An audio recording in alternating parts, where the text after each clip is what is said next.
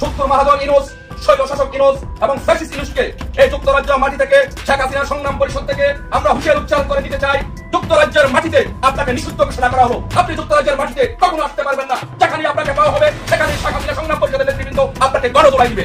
Doctor Mohammad Yunus sir, interior government, আপনাকে বলছি আপনি পালাতে পারবেন না, পালাতেও পারবেন না, এই মুহূর্তে ছাড়তেও পারবেন না। ইউনূসের বিদায় ঘণ্টা বেজে গেছে, ইউনূসের যাওয়ার সময় হয়ে গেছে। এমন একটা অবস্থা হয়েছে যে ছেড়ে দেমা কেন্দ্রে বাছি, আপনাকে এর শাস্তি আপনাকে পেতেই হবে।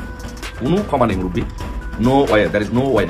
তবে আবারও মাঠে নামছে আওয়ামী লীগ। এদিকে আবার ডক্টর ইউনূসের বিদায় ঘণ্টা বাজিয়ে দিল সাবেক প্রধানমন্ত্রী শেখ হাসিনা।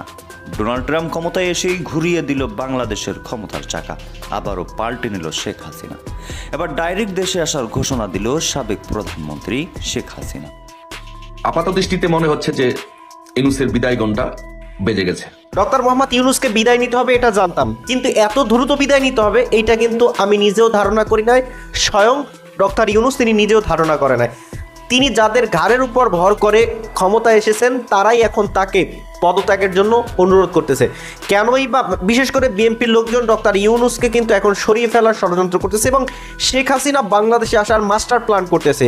শেখ হাসিনার সাথে যে সমস্ত দ্বন্দ্বগুলো ছিল সেগুলো কিন্তু ইতিমধ্যেই মিটে গিয়েছে এবং শেখ হাসিনাকে পুনর্বহাল করার জন্য কার্যক্রম চালাচ্ছে এবং সেই কার্যক্রম কতদূর এগিয়েছে এবং কবে নাগাদ বাংলাদেশে শেখ হাসিনা আসতেছে সমস্ত কিছু আজকের এই ভিডিওতে। আর এই তথ্যগুলো আমি দিচ্ছি না, এই তথ্যগুলো দিচ্ছেন কাছে সেনাবাহিনীর এক কর্মকর্তা। তাই ভিডিওটা খুবই ইন্টারেস্টিং হতে যাচ্ছে। ভিডিওতে লাইক দিয়ে নিজের মতামত লিখবেন যে শেখ হাসিনা বাংলাদেশে ফিরে আসলে আপনি খুশি কিনা এবং আপনিও চান কিনা ডক্টর ইউনূসের পদত্যাগ হোক। কমেন্ট অপশনে কিন্তু আপনি লিখবেন। চলুন দর্শক, আমরা সেই তথ্যগুলো একটু জেনে আসি সেনা কর্মকর্তাদের কাছ থেকে। বিচার শুরু না করা পর্যন্ত বাংলাদেশের কোনো সংস্কারই সম্ভব না। সেখানে এই ডক্টর মোহাম্মদ ইউনূস, আপনাদের নোবেল পাওয়ার ডক্টর মোহাম্মদ ইউনূস নিজের মুখে অস্বীকার করেছে সে বিডিআর হত্যার বিচার সে শুরু করবে না। স্বাস্থ্য উপদেষ্টা কেন বসেছে, কাদের কারণে এই ফাউল লোকটা সেখানে বসার সুযোগ পেয়েছে, তার বাপদাদার 14 গোষ্ঠীতে তার কল্পনায় ছিল না যে এরা মন্ত্রী বা প্রধানমন্ত্রী বা মন্ত্রীর চেয়ারে বসবে। তারা তো চেয়ারে বসেছে এই ছাত্রছাত্রীগুলোর কারণে, তারা তাদেরকে বসিয়েছে। এদেরকে কলারটা ধরে তাদের চেয়ার থেকে নামিয়ে রাস্তায় টেনে নিয়ে আসা উচিত। সংস্কারের নামে সময় নষ্ট কেন করছে? সংস্কারের নামে সময় নষ্ট করছে ওই যে দেখেন মাঝে মাঝে আপনি যেটা বলছেন, আমি ভিতরের খবর বলি। ডক্টর মোহাম্মদ ইউনূস সেনা প্রধান বলছে নির্বাচন দিয়ে দেওয়ার জন্য 18 মাস বা এরকম একটা সময় বলেছে। ডক্টর মোহাম্মদ ইউনূস ভিতরে বলছে কিসের নির্বাচন, আর সেনাবাহিনী কি বললো না বললো আমার তা মাথা ব্যথা না, আমি আমার মতো যখন প্রয়োজন হবে, যখন সংস্কার হবে তখন নির্বাচন দিব। Mind it. মানুষ কিন্তু অনেকেই ভিতরের কথা জানলে কিন্তু এসে সাথে সাথে লাইভে এসে ঝাঁপিয়ে পড়ে বলার জন্য কিছু কি বলে ভিউয়ার বাড়বে, কিছু পয়সা বাড়বে। আমার কিন্তু অনেক কিছু জেনেও কিন্তু আমি বলি না, বাট আজকে দুইটা কথা আপনার অনুষ্ঠানের মাধ্যমে আমি ফাঁস করবো এই মোহাম্মদ ইউনূসের কথা। এই ডক্টর মোহাম্মদ ইউনূস এবং আসিফ নজরুল মিলে এই নাটের গুরু কিন্তু এই দুইটা। কোনো সংস্কার হতে দিচ্ছে না, হবেও না। তাদের স্বপ্ন হচ্ছে আগামী 5 বছরে কোনো নির্বাচন হবে না। তারা বসে বসে লুটে পুটে খাবে, তাদের মতো এইসব বাইরের যাত্রাপাটির লোকজন আনবে, এনে তাদের মতো একটা মন গড়া একটা সরকার তৈরি তারা মনে করছে এভাবে যেতে পারবে।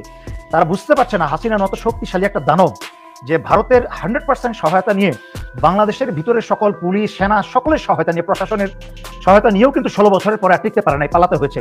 শাড়িটা পর্যন্ত ঠিকমতো পরে পালাতে পারে নাই। সেখানে এই যাত্রা পার্টির কি বলে এই নাট্যকার ফারুকি মারুকি নিয়ে আসে যাদেরকে বসিয়েছে, এদের সামনে গিয়ে তো দুইটা জোরে কাশি মারলেও হার্ট অ্যাটাক হয়ে যাবে এদের। তো এই জন্য বলছি এরা বুঝতে পারছে না। সবার আগে তো পালাবে হাসিনা, যেরকম দলবল ছেড়ে পালিয়েছে। জনগণ যখন এই যেভাবে আজকে স্বাস্থ্য উপদেষ্টার গাড়িতে দাঁড়িয়ে আহত ছাত্রছাত্রীরা বিক্ষোভ করেছে, আস্তে আস্তে আসছে।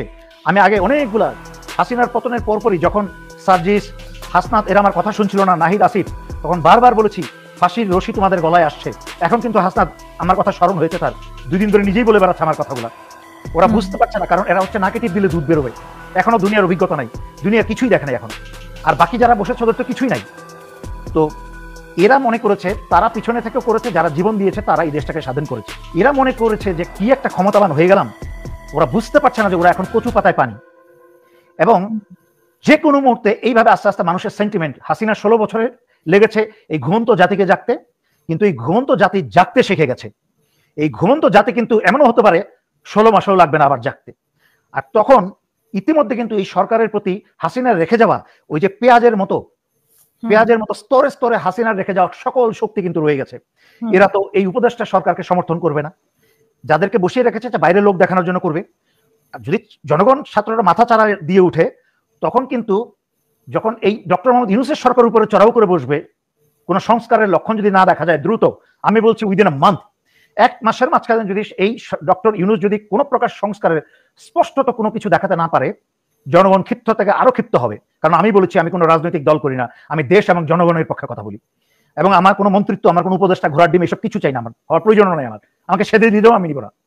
তো কথা হচ্ছে এই ডক্টর মোহাম্মদ ইউনূসের উপদেষ্টার উপর যখন মাইট শুরু হবে, সবার আগে কিন্তু ডক্টর মোহাম্মদ ইউনূস পালাবে।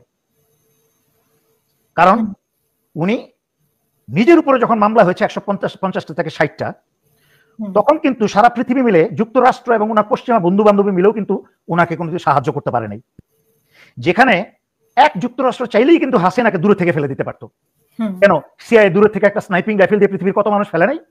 ফেলেছে তো। আমেরিকার অনুমতি নিয়েই ইসরায়েলের কি বলে এটাকে, ইরানের কমান্ডারকে ফেলেছে না, হামাসের কমান্ডারকে ফেলেছে না, এখনো ফেলছে।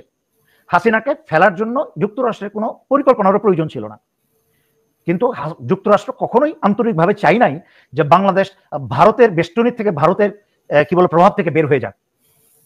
তো সুতরাং হাসিনাকে ফেলতে চাইলে বহু বছর আগেই ফেলতে পারতো। ডক্টর মোহাম্মদ ইউনূসকে শুধু জেলে ভরানো হাসিনা, কারণ হাসিনার প্ল্যান ছিল ডক্টর ইউনূসকে বাড়ির উপর রাখবে, হুমকির উপর রাখবে। সে কিন্তু বাড়ির উপরে ইতিমধ্যে কাবু হয়ে গিয়েছে। সুতরাং আমরা চিনি হাসিনার মতো চোর এবং খুনিদের চরিত্র কেমন, কত বড় সাহসী এরা, তা আমরা জানি। 4-5 বছর ধরে বলে আসছি। আমার কেন ভুলে গেছেন আপনার সাথে আরো 4 বছর, 4.5 বছরের ভিডিওতে বলি নাই যে হাসিনা ভারত পালাবে, হাসিনা দেশ ছেড়ে পালাবে, ভারতে মূর্তি ভাঙা হবে, সবই হয়েছে দেশে। একইভাবে ডক্টর মোহাম্মদ ইউনূস যদি আর 1 মাসের মাঝখানে স্পষ্টত বাংলাদেশের মানুষের যেসব সমস্যা, খালি উপদেষ্টার রদ বদল হচ্ছে, নায়ক নায়িকাদের, এই যে আসিফ নজরুলের ওয়াইফের সাথে কত 4 নম্বর ওয়াইফের সাথে, আবার কিন্তু এই ফারুকের বউয়ের সাথে নাট্যকার ভাবে সম্পর্ক আছে, এদের কিন্তু আবার একটা সম্পর্ক আছে। তো সেই সব সম্পর্কের মাধ্যমেই কিন্তু এই আসিফ নজরুলরাই কিন্তু এইসব নট্টাঙ্কি যাত্রাপাটির লোকজন দিয়ে কিন্তু উপদেষ্টায় বসেছে। আসিফ নজরুল হচ্ছে নাটের গুরু। আসিফ নজরুল নাটের গুরু, কিন্তু আপনার এখানে যদি ব্যর্থ হয় বা স্তরে স্তরে যে আওয়ামী লীগের লোকজন রেখে দিয়েছে, তো সেখানে এবং আওয়ামী লীগের লোকজনকে উপদেষ্টায় অন্তর্ভুক্ত করা আগেও হয়েছে, এখনো করানো হচ্ছে। এটা কি আওয়ামী লীগকে এক ধরনের ঠান্ডা রাখার জন্য বা আওয়ামী লীগকে এক ধরনের খুশি রাখার জন্য, বা ভারতের কোনো ইন্ধন আছে কিনা এটার পেছনে, আপনার কাছে জানতে চাই। আচ্ছা, উত্তরটা একটু অন্যভাবে দিই। আসল ভাবে বাংলাদেশের 2009 সালে বিডিআর হত্যা হচ্ছে সবচেয়ে বাংলাদেশের ইতিহাসে, বাংলাদেশের এই জাতির ইতিহাসে একটা অন্যতম মোড় পরিবর্তনকারী একটা ঘটনা, যার মাধ্যমে কি হয়েছে। 1 নাম্বার, বাংলাদেশের সশস্ত্র বাহিনীকে ধ্বংস করা হয়েছে। 2 নাম্বার, বাংলাদেশের স্বাধীনতা এবং সার্বভৌমত্বকে ধ্বংস করে দেওয়া হয়েছে। তার মানে কি, বিডিআর হত্যার বিচার শুরু না করা পর্যন্ত বাংলাদেশের কোনো সংস্কারই সম্ভব না। সেখানে এই ডক্টর মোহাম্মদ ইউনূস, আপনাদের নোবেল পাওয়ার ডক্টর মোহাম্মদ ইউনূস নিজের মুখে অস্বীকার করেছে সে বিডিআর হত্যার বিচার সে শুরু করবে না। নিজের মুখে স্বীকার করেছে। ওনারই একজন উপদেষ্টা ওনাকে বলেছেন বিডিআর হত্যার বিচারটা শুরু করা উচিত। উনি বলেছেন না না না বাবা, আমি এইসবের মধ্যে যাব না, এটা পরবর্তী গণতান্ত্রিক সরকার আসুক, তারা এটা করুক। তাহলে আপনি মুখ দিয়ে তো উনি কি করবে? মুখ দিয়ে তো আমি সে কথাই বলছি। মুখ দিয়ে তো আমি জনতার সামনে আজে বাজে নোংরা কথা বলি না, বাট আড়ালে রাগে ক্ষোভে এগুলা শুনে নিজে বলে ফেলি। যে এই ধরনের একটা কথা বলতে পারে, তার এই মুহূর্তে প্রধান উপদেষ্টার পদ থেকে নিজের সম্মান নিয়ে ছেড়ে চলে যাওয়া উচিত। বিডিআর হত্যা হচ্ছে বাংলাদেশের ইতিহাসের সবচেয়ে কলঙ্কিত একটা ঘটনা, এবং যার মাধ্যমে বাংলাদেশ এবং বাংলাদেশের মানুষ স্বাধীনতা সার্বভৌমতা হারিয়েছে, এবং বাংলাদেশের মানুষ 16 বছর আগে দেশপ্রেমিক সশস্ত্র বাহিনীকে হারিয়ে তারা এই দেশপ্রেমিক সশস্ত্র বাহিনী কিন্তু স্বৈরাচারকে সাহায্য করেছে এবং ভারতের কথা উঠেছে বসেছে।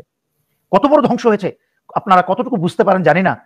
আমি হারে হারে উপলব্ধি করি, মানুষ তো উপলব্ধি করছে, কিন্তু আমি একজন প্রাক্তন সামরিক অফিসার হিসেবে হারে হারে উপলব্ধি করি যে কোথায় আমার সেই অফিসারগুলা, যেই সেনাবাহিনীতে চাকরি করেছিলাম সেই সেনাবাহিনী এখন আর নেই, সব নষ্ট করে ফেলেছে। এমনভাবে নষ্ট করেছে, একদম করে রক্তের ডিএনএ চেঞ্জ করে ফেলেছে ওদের। বাংলাদেশ মিলিটারি একাডেমি থেকে এদেরকে মানুষ করতে হলে আবার সেই বিএমএ থেকে মানুষ করতে হবে। উপরের ল্যাঙ্কে যারা ব্রিগেডিয়ার জেনারেল মেজর জেনারেল হয়ে গেছে এদেরকে আর মানুষ করা যাবে না, কারণ এদের রক্ত পচে গেছে। সুতরাং এটার জন্য একটা জাতীয় পরিবর্তনের প্রয়োজন, আর জাতীয় পরিবর্তনের এই প্রয়োজনটার বাংলাদেশের জনগণের এই যে আহত ছাত্রছাত্রীরা চিকিৎসা পাচ্ছে না বা দিচ্ছে না দেওয়া হচ্ছে না বদমাশগুলা যে স্বাস্থ্য উপদেষ্টা বলছে কলারটা ধরে রাস্তা নামিয়ে আসা উচিত। ইভেন ওদেরকে সেই পরিমাণ টাকাও দেওয়া হচ্ছে না যে ওরা যে চলবে 3 মাস কিন্তু কম সময় না। আমি এক ছাত্র না, তাকে আমার কাছে ব্যক্তিগতভাবে যোগাযোগ করেছে, আমি তাকে একজনকে অনুরোধ করে আমি তাকে সিএমএইচ চিকিৎসার জন্য পাঠিয়েছি। কেন আমাকে সিএমএইচ তাকে পাঠাতে হবে চিকিৎসার জন্য? কেন এই স্বাস্থ্য উপদেষ্টা কেন বসেছে? কাদের কারণে এই ফাউল লোকটা সেখানে বসার সুযোগ পেয়েছে? তার বাপদাদার 14 গোষ্ঠীতে তার কল্পনায় ছিল না যে এরা প্রধানমন্ত্রী বা মন্ত্রীর চেয়ারে বসবে। তারা তো চেয়ারে বসেছে এই ছাত্রছাত্রীগুলোর কারণে, তারা তাদেরকে বসিয়েছে। এদেরকে কলারটা ধরে তাদের চেয়ার থেকে নামিয়ে রাস্তায় টেনে নিয়ে আসা উচিত। ডক্টর মোহাম্মদ ইউনূস তিনি যখন ক্ষমতা এসেছিল সকলেরই একটা ধারণা ছিল যে ডক্টর ইউনূস তিনি দেশের জন্য কিছু করবেন বা সাধারণ মানুষের জন্য কিছু করবেন, কিন্তু সাধারণ মানুষ ডক্টর ইউনূসের বিরুদ্ধে এত দ্রুত খেপে যাবে এটা কিন্তু ডক্টর ইউনূস নিজেও বুঝতে পারেন না। বিশেষ করে তিনি কিন্তু এক বাজার নিয়ন্ত্রণই করতে পারে নাই।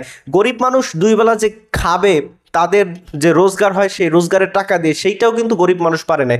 গরিব মানুষ কিন্তু রীতিমতো ডক্টর ইউনূসের বিরুদ্ধে কথা বলতে শুরু করছিল শুরু থেকেই। এইবার চরম ভূমিকায় কিন্তু তারা পালন করতেছে। বিশেষ করে অটোরিকশা, যারা নিম্ন মধ্যবিত্ত যারা এই শ্রেণীর মানুষজন, তারা কিন্তু ডক্টর ইউনূসের বিপক্ষে অবস্থান করতেছে এবং যারা মুরব্বী পর্যায়ে রয়েছে তারাও কিন্তু ডক্টর ইউনূসের গুণটা টটাচ্ছে। কারণ সেই সমস্ত মানুষদেরকে শেখ হাসিনা বৃদ্ধ ভাতা দিত, তারা ওষুধ খাইতো বা তারা আসলে বৃদ্ধ বয়সে অবহেলিত থাকে সমাজ থেকে, তাদের জন্য শেখ হাসিনা অনেক কিছু করছে, এটা মানতে হবে। আপনি আওয়ামী লীগ করেন, বিএনপি করেন, জাতীয় পার্টি করেন, কিন্তু শেখ হাসিনা তাদের জন্য যা করছে তার চেয়ে বেশি করা উচিত ছিল।